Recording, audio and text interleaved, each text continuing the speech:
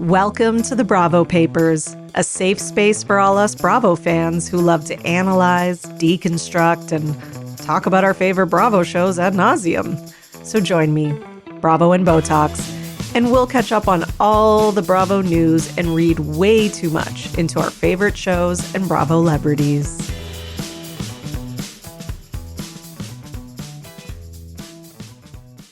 Hello, everyone, and welcome to another episode of the Bravo Papers, Bravo Weekly News, here with your host, Emily / Bravo and Botox.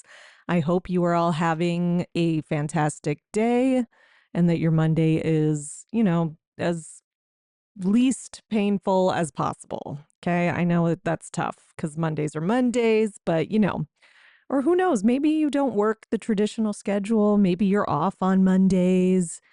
Maybe you're at home and maybe you're, on mat leave or a stay-at-home parent or something. And Mondays can just still be stressful. Getting the kids to school, starting to run errands. It's one of those things. Oh, it's been a week. It's been a week of a lot of television. Like, I've said this before, but what is going on? There's just so much because I'm watching Love is Blind also. So kill me. It's so much. But I've caught up on Love is Blind. I don't know why I watch this goddamn show. It's on every year on Netflix. And pretty much every year or so or whatever it is. And, I go into it every season with the same thing of like, oh God, here we go. And then I start watching it. I get sucked in and I really convince myself, I don't know why, or I guess they convince me that, some of these couples could work out. They really convince me that I'm like, oh, these two, they have a chance. Like, oh, that couple has a chance. Like, I really start to believe in it and believe in, love, I guess. And then it's always after the honeymoons. They usually go to like Mexico or wherever, like some sort of, beach vacation. And usually by the time that's done, I'm like, okay, they go back to real life and you're like, oh, for God's sakes. And it just proves the same theory that, we prove over and over again, which is that men are trash for the most part. And I mean, don't get me wrong, because there's this girl, Hannah, on it right now, and she's a nightmare. So it's not just the men, but it's usually mostly the men. Okay. Hannah is like, she's 26, but she thinks she's got the life experience of a 46-year-old. And it's a very 26-year-old thing to like, even if you don't watch the show, I'm just telling you about this. She thinks she's got everything figured out. And, I think a lot of us were that way when we were 26. We had like that moment of like, okay, I'm an adult. Here I'm in the real world, like enough-ish. Even if I'm not like fully, I'm like close. Or I've lived on my own for a little bit. I've got a job. We really like believe that we're full adults. And she really believes like she's full adult, mature. She's got everything figured out, and the guy that she's with, she's way more ahead of him and mature than him, which like she's really not. Like he's not much better. Like I don't like he's, he still lives with his parents. So there's that. But, you know, he's at least seems just like a nice person. Like he just seems like a nice guy at the very least. So it's so like the way she beats him down about how like she knows better about everything. He's not pulling his weight. He's not doing this. He's not doing that. Like it just comes off very, like she wants the audience to be on her side. And it seems very transparent that she's trying to spin a narrative that unfortunately, because if it's true, it was certainly edited out because we don't see any of that from him. Like there is no besides him like living at home, there's really no, like he has a job. He's a realtor. He, you know, yes, his mom and dad are paying his rent. He pays all his other stuff, his phone, his car, whatever. But the big ironic part is she has no job. So she has quit her job to be to be on Love is Blind. So this is what we're dealing with. Maybe I just convinced you to go watch it. Listen, the finale, like the weddings, is next week. So it's not too late. It's not too late to do a binge. Listen, at the end of the day, every season, am I entertained? Yes, I'm entertained. Did I enjoy myself? I enjoyed myself. Because at the end of the day, I watch Love is Blind for mess. I don't watch it for like the romance. Like I'm not logging, like, yes, I get sucked in, but I'm not logging in onto Netflix thinking, these couples are all going to make it. Like, I don't think that.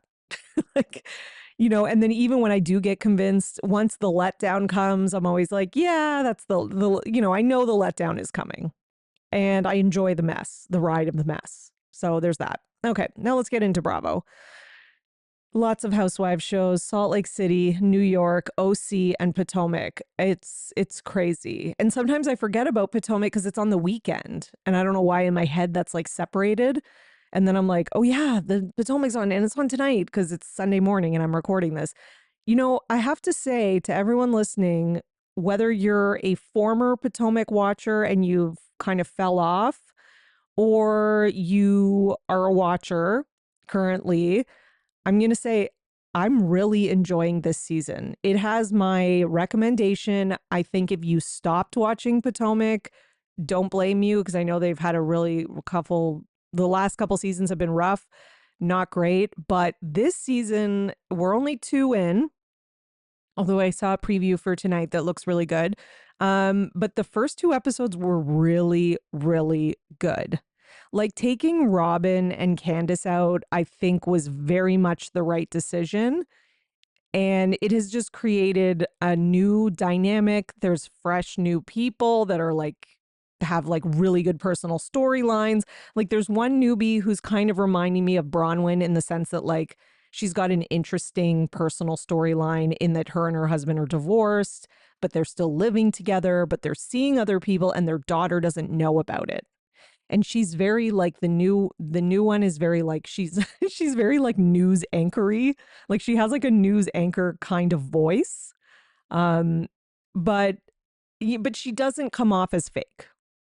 And I like her. And she's very I think she's bringing some classiness to the game. So I like that. And you have the mess that is Mia as usual, and Giselle's much more palatable without Robin.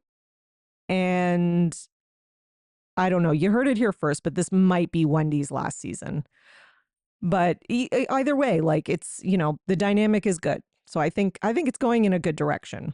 So I recommend that you get back on board and start watching because I'm really liking it. All right, so we do have news. It's not the craziest news week, but we do have a big story. My God. Because if you did not hear, and I spent my entire Patreon episode last week I talked about this for 45 minutes last week. For this news episode, I'm going to give you just the news updates. If you want my unabridged, unedited thoughts on this as a PR move, then yeah, you can go to patreon.com/Bravo and Botox. But Tamra Judge has decided to tell the audience that she has discovered that she may be on the autism spectrum. This was from her first therapy appointment. So let me break it down in case you have been under a rock or you've been very busy and you haven't been on socials, which is possible. Tamra basically went on to her podcast, Two Teas in a Pod, and we all know she's been getting insane fan backlash this season. People are not happy with her and the choices that she's been making and the way she's been treating Shannon and, but she goes on her podcast and says that she had one therapy session. Okay, so let's start with that. And this is the first time she's gone to therapy in I don't know if it was either in years or ever. But that she decided to go to therapy because this year's been really hard for her. Yeah. Well, that's your own fault, Tamra. Anyway, so then she went to therapy and was told that she is on the spectrum.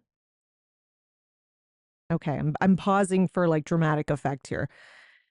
This was a Hail Mary PR move. And, people have been making jokes. I did a Twitter roundup and all that kind of stuff. And like people are like, wow, like what a insane PR Hail Mary move to pull out to try to say you have autism to excuse all your bad behavior and to get fan sympathy. But I just want to point out that she is not the trailblazer of this, okay? Rachel Leviss was the first one. I'm just, not that I'm trying to give credit to Rachel, but really, if we're going to be giving, and I'm sure nobody wants credit for this move. This is not like a congratulations, you did a good thing. This is like you were the first one to do something extremely shitty. So Rachel Leviss had, if you remember from Scandival, had claimed that she was possibly on the spectrum or neurodivergent or whatever because, and, has trouble with like empathy and all this other stuff and was kind of trying to use that as an excuse for why, she had sex with her friend's boyfriend. So this is not the first time we've seen this move. Now, I don't know what Tamra was thinking. I don't know why she thought this did not work out for Rachel. Now, however, the backlash to Rachel claiming it was not the same as this. So Rachel was, I can't believe I'm about to say this. Rachel was smarter in how she presented it because she didn't like give us, like, oh, I went to one therapy session. You know what I mean? Also, Rachel does display some possible symptoms of it where Tamra really doesn't. Like, just based on, and again, none of us can know, just by watching a show. You don't see the person enough. You don't have enough, footage of them. We're not with them 24 hours a day, and none of us are medical professionals. Well, some of us are. There's definitely some, psychologists and psychiatrists and speech language pathologists and people watching who may have a child or a family member who's on the spectrum. Yes. However, like if we're just going based on like the footage you see, Rachel does seem to display more, symptoms of possibly having it. But that being said, I still didn't buy that. I still thought she was using that as an excuse, which it was, right? Even if she really had it, she could still have it and use it as an excuse. Like both of those things can be true. The thing with Tamra is, so Rachel did get some support. Like I remember people being like, oh yeah, I've always thought that about her. The way that she acts on the show. I've thought that since, her first season. Like I still see people commenting that now. But nobody really accepted it as an excuse for her actions. And people certainly called her out on like, no, you don't claim that you are on the autism spectrum as an excuse for bad behavior. That's insulting to the community. So same thing with Tamra here. And Tamra's is even worse because she's claiming that she's diagnosed after one therapy session, which like anyone with half a brain knows is not possible. It takes people, and I've had so many messages from my Patreon subscribers who have experiences with this, like whether it's like their own child or family member, people in my DMs, telling me it took 7 or 8 months for their child to get diagnosed. Like it's, it's just, I don't know what she was thinking. Like this is not, most people know someone or have a family member who's on the spectrum. Like a lot of people, they either have personal experience with it, like a family member or etc., or a child, or they know a friend whose child has it, or, they know someone or they have some sort of experience, even if it's not like a super firsthand. Granted, there are a lot of people who don't. I'm not saying there's like every single person, but I think a lot of us nowadays have some general knowledge of it, especially if you've had kids in school. And then there's a lot of people in the Bravo fan base are professionals in this area as well. So it's shocking to me that Tamra thought she could get away with this without getting called out. It's also shocking to me that it never seeks to amaze me how she thinks she can be smarter than the audience. But I guess that's her own stupidity. Like maybe she's so involved in her own ego that, or I don't know if she's just not a critical thinker or what it is, but this was just such a blunder. I can't. And it's very offensive and insulting to anybody who has autism or anyone who has family members who have it, right? So this was just so stupid. So I don't know what the hell Tamara's doing. I just when I thought Tamara could not make things any worse for herself, she did. Like, so I'll give her that. She has certainly secured herself as the worst. Okay? Like I think people would take Alexis over her now back on the show if we're going to go that far.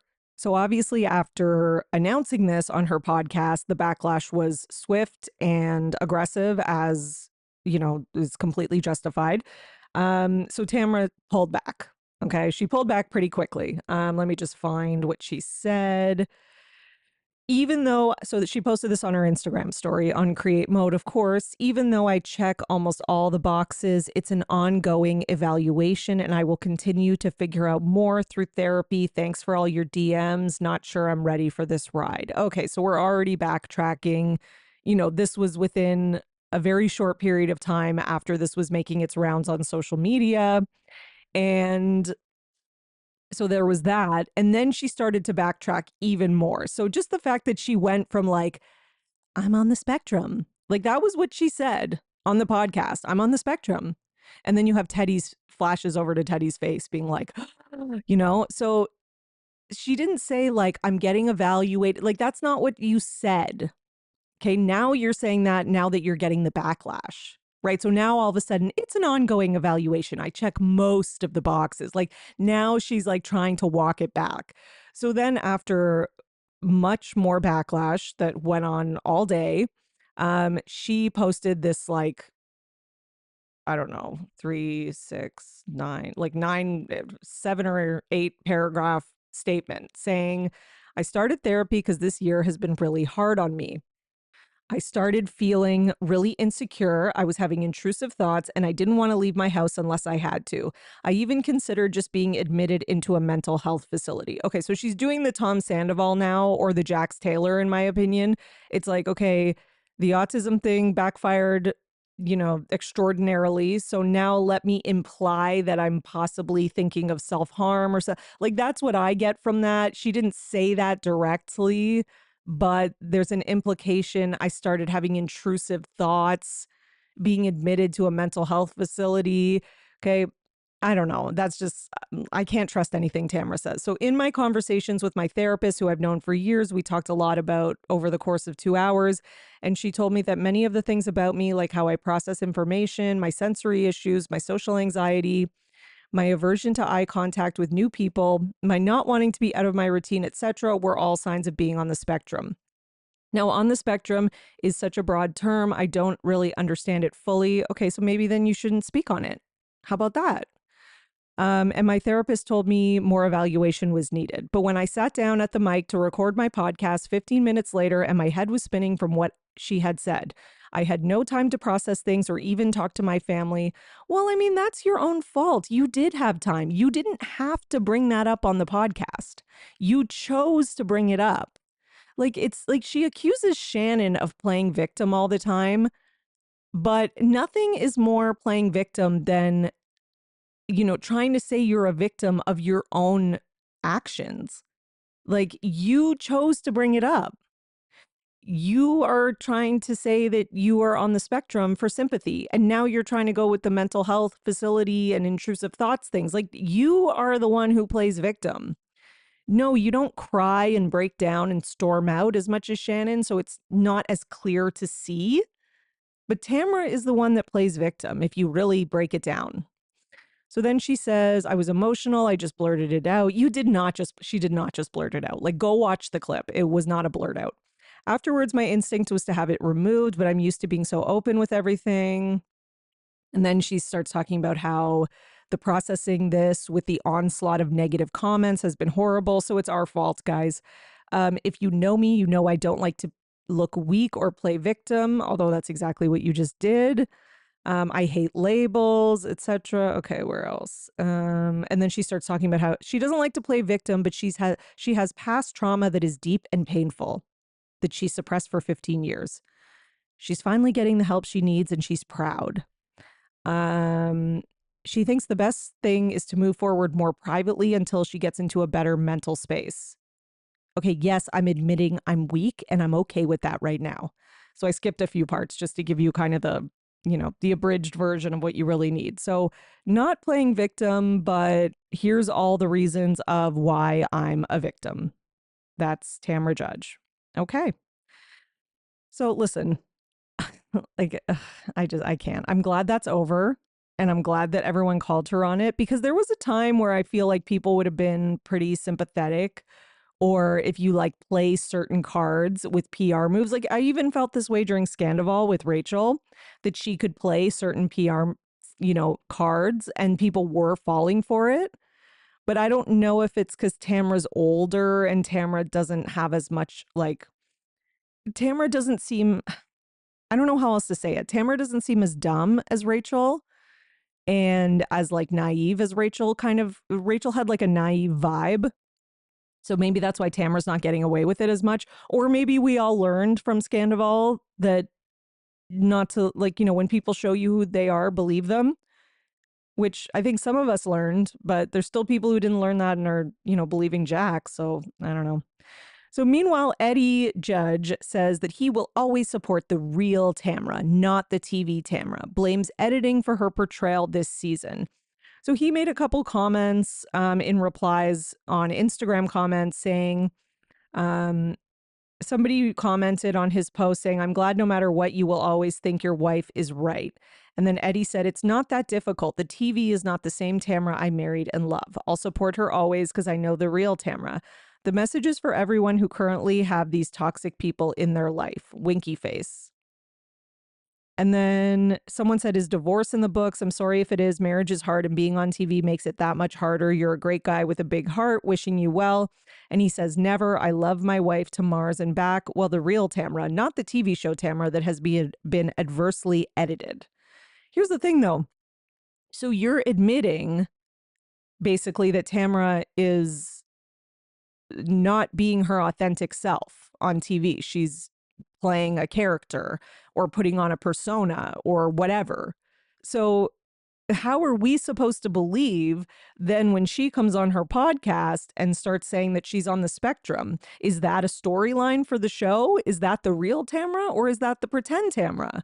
Like, Eddie's comments, you're not helping her because now you've just got everybody confirmed, or you've confirmed to everyone that no one knows the real Tamra and that she is just a manipulative liar and that she will throw her friends under the bus and torture them on a show for the sake of ratings. I don't know if Eddie thinks he's doing something, but he's not doing it. Okay. That's all I'm going to say. All right. So what else do we have about Tamra? Because there's always so much. Okay. So Gretchen also weighed in. Says this is just Tamra's way of trying to gain sympathy from the audience that hates her. She's setting up her next year storyline with this BS. She's using this as an excuse for all her horrible behavior over the years and does this while crying crocodile tears. So let's get this straight. She has no empathy for others, but all of a sudden can have empathy for herself in that moment. What a gross and failed attempt to try and excuse her behavior and try and get the audience to feel sorry for her. She makes my stomach turn. If this is all true, then she will be on an apology tour to all the people she has hurt over the years. Until I see that, I don't believe this crap. I mean, listen, I can't stand Gretchen for other reasons, but agreed. This is definitely for a storyline. And then Gretchen also responded to a post on All About the Real Housewives podcast where they said their headline was that Eddie is blaming editing for Tamra's portrayal. And Gretchen said, oh my God, these two can't keep their stories straight. So let's get this straight. She claims she is the truth teller and the most honest cast member, but now her own husband says the TV Tamra is not the real Tamra. Yeah, that is a good point. Just like I hate giving any flowers to, Rachel or Tamra or any of those people, including Gretchen, because she has her own ways of being terrible, but she is right about that, I do have to say. Okay, and that is definitely not all the OC news, because if you watch this week's episode, or Thursday's episode, last week's, I should say, spoilers ahead if you haven't, on the episode, oh, no, because that was the week before. So I think we're good. But basically, Shannon pulls out a text from 2018 that she found in her phone that confirms that Alexis was involved in the original lawsuit against Tamra and Shannon. So this was like back in 2018, right? So in the text, it says Alexis texting her being like, we are going to take legal action and we are sick of your lies in the media or whatever. So implying that, it's her and her ex-husband, Jim Bellino, doing this, which was a pretty big smoking gun. So Alexis went on social media with the airing of this and posted a kissy face selfie where she's like kind of looking over her own shoulder, like making a kissy face. I guess this is, I don't know, the picture she thinks goes with this caption. And then the caption is in all caps, I am not a liar. Okay. Then the rest is not in caps, but says, yes, I remember this text. A text is not a legal document, which was the original accusation. Alexis, nobody is saying that it is. No one is saying it is a legal document. What Shannon was saying from the start is that you were involved in encouraging the lawsuit or involved in it directly, and that your name was on some of the papers, which it was. Okay. The text did not get the ball rolling. It was my attempt to stop the ball from rolling. It was sent to both Tamra and Shannon at Jim Bellino's request with hopes that they would stop attacking our family. And at a time, our family was already in shambles from 6 months of our new divorce. Our kids were broken. I never supported Jim suing them. And once he began moving forward with the lawsuit, I told him I will never condone nor support it. I was never a part of this lawsuit. I am not a liar. Be sure to tune into the reunion as further evidence that I'm not a liar is revealed. Okay. Listen, here's the thing, though. At the end of the day, what Shannon is saying is that you may have not actually filed the lawsuit, like Jim is the one who filed it, but she somehow had the impression, and it felt like Tamra did at the time, but now Tamra's obviously flipped, but she somehow had the impression that you were like encouraging it. And to me, this post kind of proves Shannon even more right, because now you're saying that your kids were going through a difficult time and your kids were going through hell, and that Shannon and Tamra were making it worse with all their comments, etc. So it's sort of like, okay, that kind of gives it even, like, because before I was sort of like, why would Alexis be a part of the lawsuit when her and Jim were divorced and they were like 6 months divorced? But now this kind of shows a reason, right?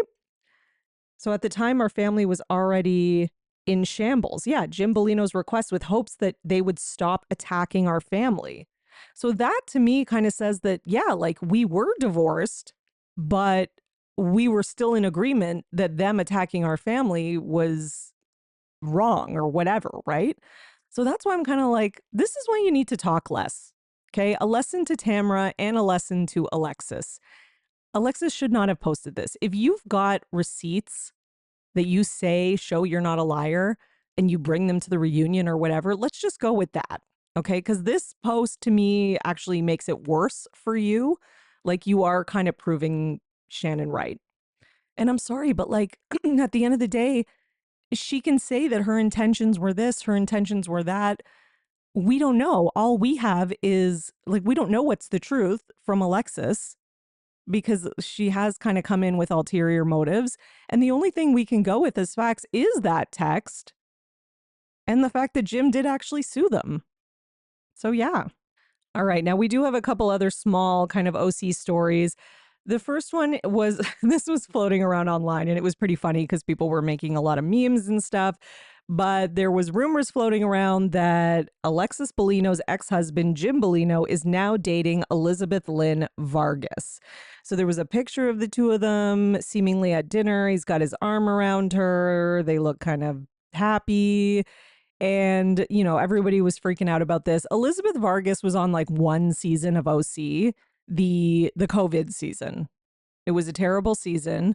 But I will say that she's a character. Like I kind of enjoyed her. Like I wouldn't mind it if she was back. I don't think she's ever going to be back full time. I could see her as like a friend maybe. But then I saw reported somewhere, it was either Elizabeth or Jim, I can't remember which one, who confirmed that they are not in fact dating and are just friends. I mean, who knows though? But like, are there only like 5 people in OC, like 5 men to date in OC? Like Slade, Jim, John Jansen. Like, it seems like there's a very small pool. Is that why these women are willing to put up with like the most toxic, worst men ever? Like, do they just not have any other choices? I don't understand. Okay, so Jen Pedranti has opened a case with Child Support Services to receive alimony and child support from her ex. So basically, what Jen says in this is that she had to open the case because she's not receiving anything from her ex husband, and she should be. Okay, so I guess she was originally awarded that $6,000 a month, but she's not getting anything. So you go, Jen, you get it. Okay, she's taking care of those kids. I mean, like, that's crazy. I understand that, you know, she has some fault in the ending of their relationship, of course, but like, this isn't about that. Like, you've got to pay for your kids. Like, I can't. Okay. So let's go to, what are we going to go to? We have some news from old school New Jersey. And I don't want to bury this at the end because I think it's an important update. So if you're an original New Jersey fan, which I think a lot of us are, you know Dina Manzo. And Dina Manzo is sisters with Caroline Manzo, of course. And the two of them married brothers, as is my understanding, okay? Which is how they both ended up with the last name Manzo. And so Dina married Tony, and Caroline married, oh, what's his name? Albert. Okay, Albert Manzo. So Caroline's married to him. So they're married to these two brothers. And Dina is in this marriage with Tommy Manzo, and eventually they get divorced. Okay. Then Dina starts dating this other guy. What's his name? I had it here. David Canteen, sorry. I think it was, I don't know, like between 2012 and 2015. Okay, so then Tommy, Dina's ex, is charged with hiring a hitman who has mob ties to attack her husband, David Canteen, in 2015, because I guess they'd gotten married. And then in 2021, he was also linked to planning a 2017 home invasion robbery on both Dina and David. So basically in 2017, Tony Manzo planned this like home invasion where these guys came in and terrorized Dina and her new husband, David, and beat them up. And this was like a bad attack. Okay. This was a traumatizing thing for Dina and her husband. Of course, who wouldn't it be traumatizing for? So basically, according to the release issued at that time, was it where was it? The alleged Lucchese crime family soldier pled guilty to planning and carrying out an aggravated assault on Canteen in 2015. So yeah, so I guess like the guy that was hired by Tony Manzo was allegedly tied to the Lucchese crime family, and he pled guilty to like planning this and carrying it out. Okay, so basically prosecutors say that Tommy Manzo hired him to assault Dina's new husband, who was her boyfriend at the time, in exchange for a deeply discounted wedding reception to be held at Manzo's upscale Passaic County venue. That is fucked up. That is all kinds of fucked up. Seriously, he's not even paying. He's just giving them a discount. Like, that is fucked up. Okay.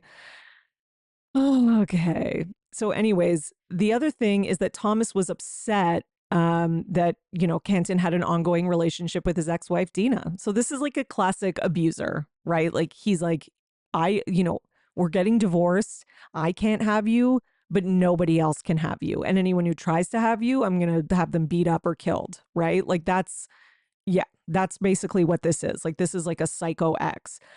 So apparently he planned to have a violent assault committed on Canteen that would leave a permanent facial scar. Wow.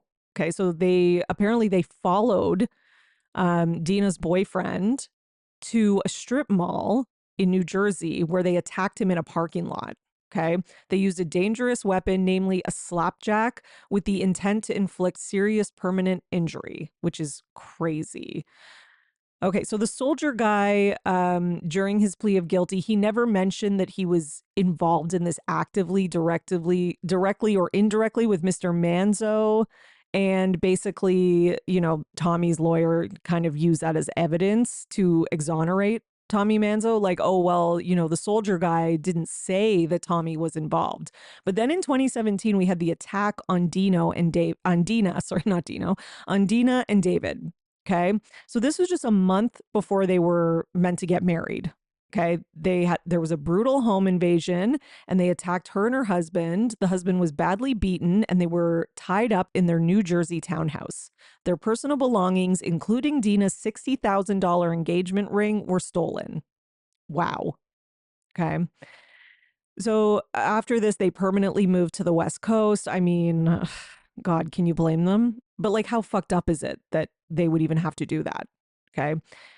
Um, then I guess, arrests were made in 2019 and Dina and David issued a statement saying, "We are so grateful to the New Jersey law enforcement authorities whose diligent investigation over the last 2 years culminated in today's arrest. Thank you to everyone who has expressed concern for our well-being. We have such a great support system."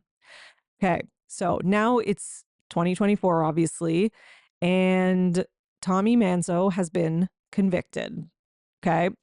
So her ex-husband has been sentenced to 7 years in prison for violent crime in aid of racketeering and obstruction of justice, which to me, that's a very light sentence, considering that I understand they can only take one crime into account at a time. It's just so frustrating because he was involved in that initial one on Dina's husband in the parking garage. Like, he was part of that. And then to have a repeat offense, like a couple years later or whatever it was. And this is not just like they went into the home, tied them up, beat them up. Like, Dina has talked about how, she has PTSD. That's part of why they moved to the West Coast. Like, she's done a lot of healing. And this is the other thing that has made people really turn on Caroline Manzo, because she wrote a letter, basically like a character reference type of letter for Tommy Manzo. So the man who went to beat up and assault her sister and her sister's husband, because Caroline is deep into that. Like I've always thought, and there's been a lot of talk about the Manzos being, involved in organized crime and things like that. And Caroline's married to Albert and she's never going to divorce him. And yeah, she turned on her own sister.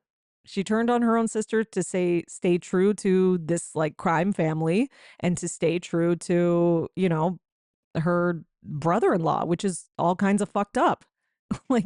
Honestly, and I'm sure she's justified it and made excuses and whatever to herself and to others. And I'm sure her husband, had a hand in forcing her to do this, but yeah, she did that. So a lot of people have hated her for that, justifiably, including myself. I was never a Caroline Manzo fan, to be honest. So Dina has made comments on social media, just being yeah, it's pretty fucked up. Replied to people who've been like, wow, your sister's disgusting for writing that letter. And, Dina's liked them or whatever. So Dina has spoken out about the sentencing. So this is what she says. "So many layers, so much emotions. I'm leaning into all of it. Eventually, I will speak on it, every bit of it." Ooh, okay. We like that. "I will speak on it, every bit of it. As I know, we as humans ultimately are here to serve and assist others with their pain and suffering. Lots and lots of forgiveness of self and others right now. Lots of exploration and self-reflection. Lots of self-control to not send the text or make the call." Okay, what's the text or the call? Is that to Caroline? Is that what she's talking about? What do we think, guys? I feel like she's talking about Caroline. like the call, like who's the call with. Now, this has been another reason why Dina and Teresa have had some issues, has been because Teresa has remained friends with Dolores, and Dolores, who's very close with the Manzos, also wrote a character letter for Tommy Manzo. So I think Teresa, in some ways, was kind of maybe stuck in the middle because her and Dolores are co-workers and also friends and have known each other for a long time. And Teresa's not directly involved in this, but you know, it was like she couldn't really cut off her friendship with Dolores, but she still was friends with Dina. And I think that was why Dina couldn't stomach coming to the wedding. I just think that like a lot of people tried to make it about, you know, Teresa and Dina. I think, you know, Dina was like, listen, we're friends. I like you.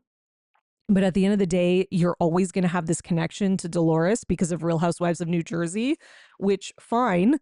You have a separate friendship with her. It's separate from all of this, but I can't be around that, like for my own mental health. Because anytime anyone's asked Dina about things like since Teresa and Louis' wedding, Dina's also said, like, I have love for her. I respect her. We will always have a friendship. So to me, it sounds like I don't think it's as salacious as people have made it out to be. I think they have a mutual understanding. Like Teresa gets why Dina can't be around her. And I think, you know, Dina gets why Teresa can't cut ties off with Dolores. Like, I think she understands that. So I do think that is why Dina couldn't be at the wedding, because she would have to come back to New Jersey, be around all those people. Like, I just think that would be very difficult for her. And I totally understand why. I totally get that. Okay. Okay. So let's go to our next story. Ugh, old school New Jersey was so good. Okay. Let's talk about Vanderpump Rules, because Katie Maloney announced on her podcast that Disrespectfully podcast that she has a new boyfriend and she's in love. And it didn't take long for the internet to figure out who it was. So the new boyfriend she is dating Sleeping with Sirens musician Nick Martin. Now, this is where you know I'm old. I have no idea who Sleeping with Sirens is. I've never heard of Nick Martin. You know, he looks like kind of like a punky rock guy. I don't know. I've literally never heard of this band in my life. But her wonderful new boyfriend, that's what she called him, is Nick Martin. Page 6 confirms. Okay, so apparently they met through mutual friends in the music industry and bonded over their respective endeavors in hospitality. I don't know what his endeavor is, but okay. Oh, yeah. Oh, he runs a coffee company called Charlie Royal. Okay, there you go. Now, there's been a lot of people already like digging up stuff on him. He had his ex. I can't remember if it was his ex-wife or girlfriend who came out and talked about how he's, you know, a pathological liar, how during their relationship he cheated on her nonstop, lied nonstop. She basically also said that every time they would talk about, like, anytime he would bring up like other women, like his exes, other women that he knew, his bandmates or friends, girlfriends or wives, like he would talk about them like super disrespectfully and, you know, what's it called? Like just put them down and talk about how all women are crazy. And like, he was like that type of guy, basically. So she made a post that was like, this was like 3 or 4, you know, what's it called? Like create mode or whatever it was, talking about him. So a lot of people, and there was also a Reddit post with somebody who had dated him speaking out about basically him being, you know, a piece of shit. So it's not a good start for Katie. I'm sure she was kind of nervous or partly excited to announce this, but it's already going awry. As Vanderpump relationships always do, don't they? Listen, I mean, I want Katie to find a nice guy. I love Katie. I'm a big fan of Katie. I hope she finds a good guy. I hope this guy doesn't break her heart. I hope that, you know, he's not as bad as all this says, but it doesn't sound good.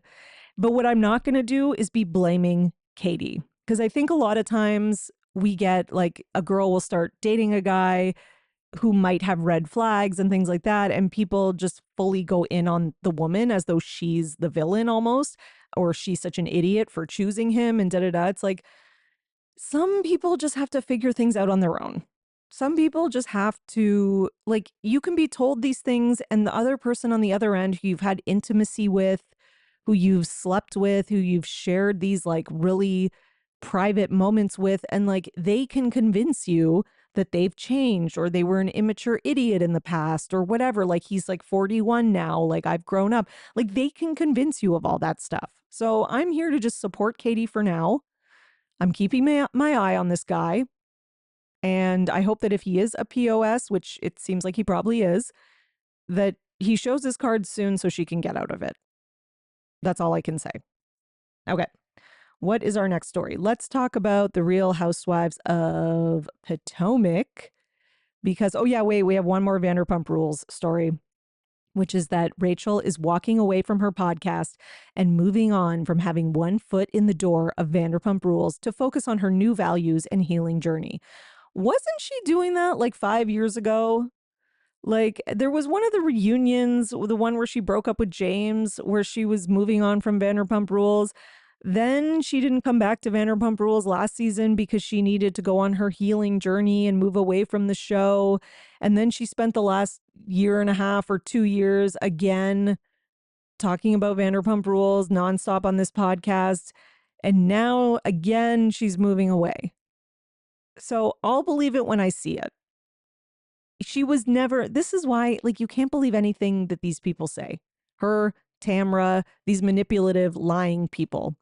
She has said a million times that she's moving on from Vanderpump Rules. She's going on a healing journey. She's getting therapy. She has not changed at all. She's done nothing but talk about this show since Scandival happened and tried to profit off of it. She was salty because she knew she made a mistake not signing on to the new season, and that's it.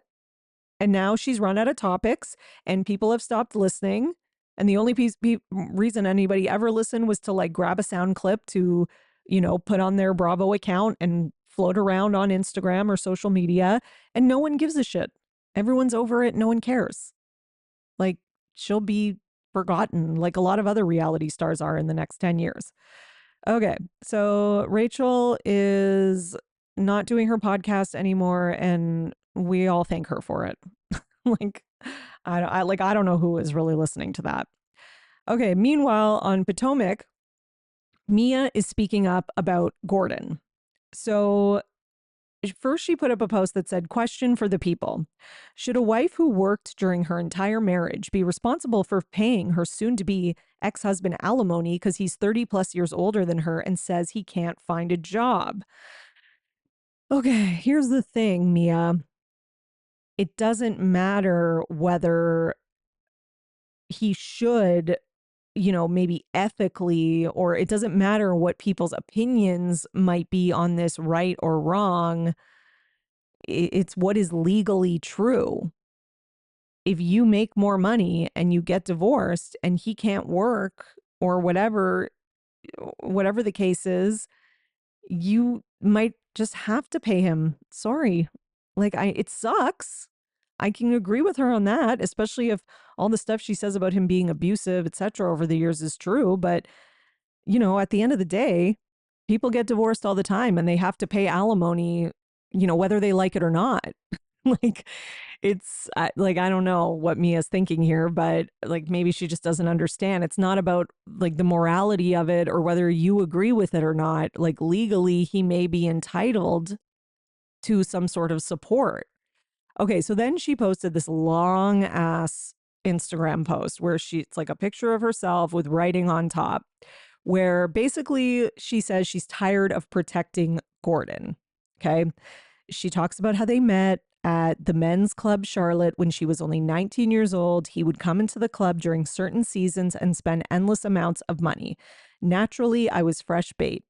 Being the young and impressionable adolescent adult, he masterminded and manipulated me into thinking he was a successful, powerful pillar in the community. Maybe he once was. Sorry, guys, what am I even saying? Maybe he once was, but his bones were buried deep. He won me in by showing interest in a charity organization that I was affiliated with and connected me with prominent people in the city, completely grazing over one of our first conversations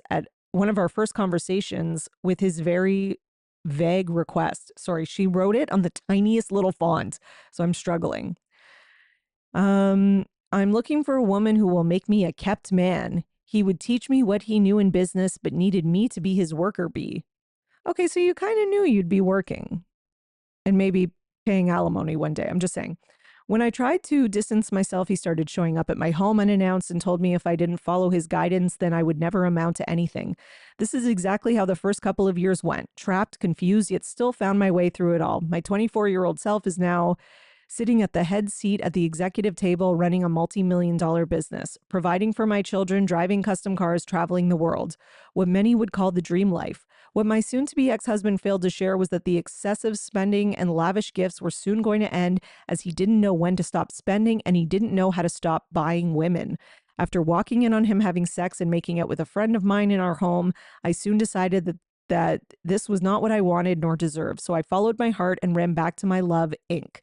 Inc. has been and always will be my safe place. My soon-to-be ex-husband lost his mind, became abusive, and threatened my existence, not knowing or understanding what he was going through. He shared that he was bankrupt and needed my help, begged me not to leave him and for us to make it work. With less than gas money in his bank account, I decided to remain in my marriage and help him get back on his feet. Little did I know this would be the first of many rebuilding episodes that I would have to climb our family out of financial distress. Over the years, lots in between, I've endured many levels of abuse from my soon-to-be ex-husband. He promised that if I ever tried to leave him, he assured me I would not live a prosperous life, that he made me and that I will not be able to be successful without him. It took me over a decade to gain the confidence and independence to live life on my own terms. Then she says she's tired of protecting a predator, who pays for sexual favors, who preys on young women and master manipulates them into being sex slaves. Okay. Listen, I am not denying on any level that Gordon is not a monster. I've always thought he probably was. He seems like he's the type who, buys women and throws his money around. Some of that could be because of the bipolar. Like he goes into these manic phases and like spends tons of money and buys, like that actually would fit. Nor do I and I fully believe that he was abusive to Mia, whether it was like psychologically or, trying to like trap her or control her. I think all of that is true. And it does seem like he was an older man who was kind of like making all these promises to this young, naive girl who, we know Mia had like a very rough upbringing, just came from a really rough place and didn't have like the security and the family to fall back on. Now, some of the things I think she's a little bit maybe glossing over could be sort of like I do think that she knew that part of the marriage was him, being with her friends or having other women and her, even being with Inc. Because it seemed like he knew about that the whole time and was kind of like allowed it. Like it does seem like they had these weird sexual, I was going to say boundaries, but I guess non-boundaries, but it seemed like they did have a somewhat like we're married, but we also, explore things sexually. Mia's friends would sleep with him. Like she kind of made comments about stuff like that and her being okay with it. So it's hard to know with Mia. Like, it's just hard to know, like, was that you covering before and just trying to make yourself sound like you were okay with it and you were down with it, but really you're not? Or are you now using those things to add it to the reasons why Gordon is a monster? Which I don't think she really needs those, because I think there's probably enough other stuff about him that, she can use to build her case. But to me, this seems like a reaction mainly to having to pay alimony, which she's pissed about. I really think she's pissed about. And I think she just doesn't want anyone to be on his side, which, I mean, understandably, he probably feels the same way. Anyways, the point is these two are messy as fuck, and I can barely keep up with them, honestly. So in Beverly Hills news, Mauricio Umansky apparently filmed quite a bit for the new season with Kyle Richards, thus confirming to me that this marriage is a business arrangement and has been for a while. I'm not saying forever, but I think it's been for a while. And I do think that, a lot of the push and pull and the way that they kind of shared but didn't share their divorce was very much planned out and very much, a PR move to try and get ratings for, to try and hook people on to figure out what would happen when it came to Beverly Hills and Mauricio's show. What's it called? Buying Beverly Hills or whatever the hell it was called. I don't remember. It's already been canceled, by the way. So I guess we will see. Now, yes, him filming more, okay. Does that mean we're going to get more about how their marriage and divorce is? Or are we going to just get more planned, inauthentic scenes like we have in the past? I'm leaning towards the inauthentic because I just can't trust anything with these two. Okay. Okay. I think that might be all for today. Wait, let's just double check. Oh, yes. One last thing. This is a kind of general Bravo news, but apparently Jeff Lewis announces his return to Bravo. His contract has been signed for his show to come back called Flipping Out 2.0. So if you are interested, there you go. Another Bravo show. I never watched the original Flipping Out. I get that Jeff Lewis is a controversial figure and that people are very